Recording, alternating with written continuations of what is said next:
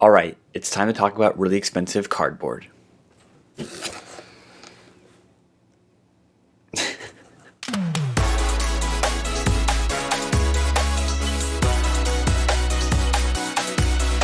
Hello everyone, my name's Adam and welcome to TimeLag Gaming. So Apple is selling a high-tech version of Nintendo Labo for $200. Let's take a look at it. This product is called Makeblock Neuron Explorer Kit, and it's sold exclusively at the Apple Store for $200. At first glance, this just looks like a ripoff of Nintendo Labo, even down to using the same style cardboard sheets and including a piano.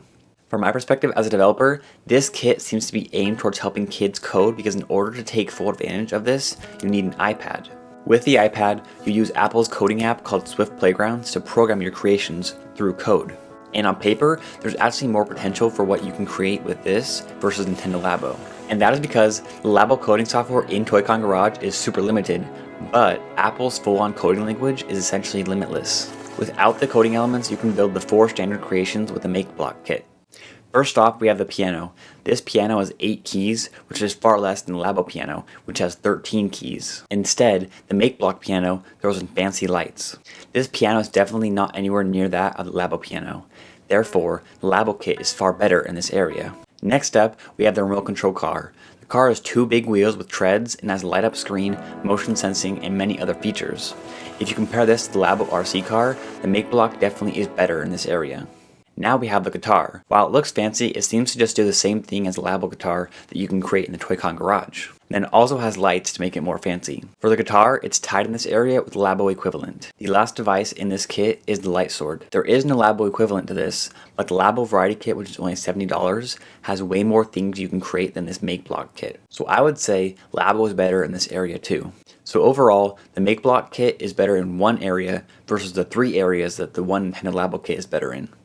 I think it's obvious to see which is better. The Labo Variety Kit has a bigger, more versatile piano with a recording studio, 2 RC cars with similar features, a motorcycle, a fishing rod, and a house for a virtual pet. Plus, you can make your own creations like a guitar or a big 2-player pinball machine like what I made.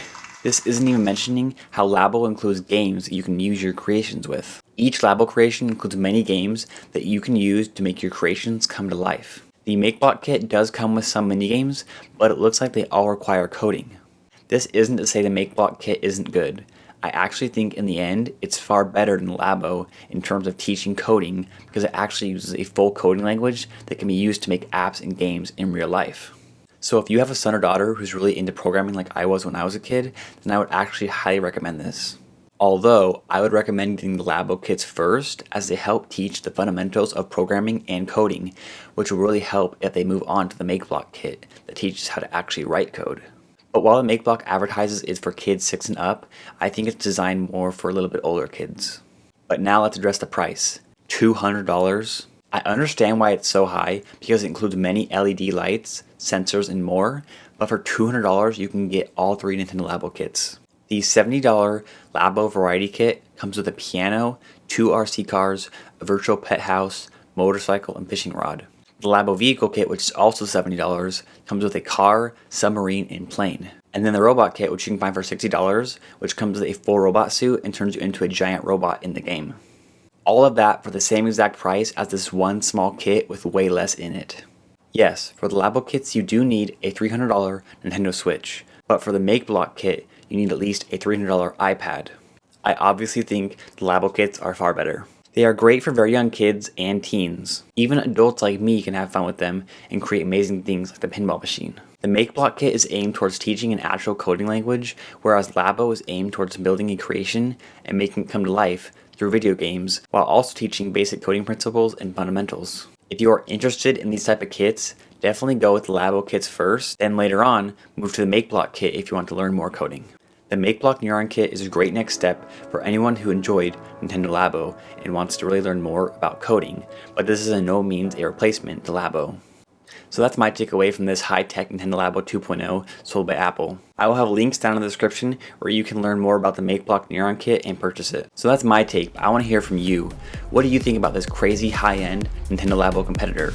Do you think it's worth a very high price? Would you ever want this for yourself or for your son or daughter?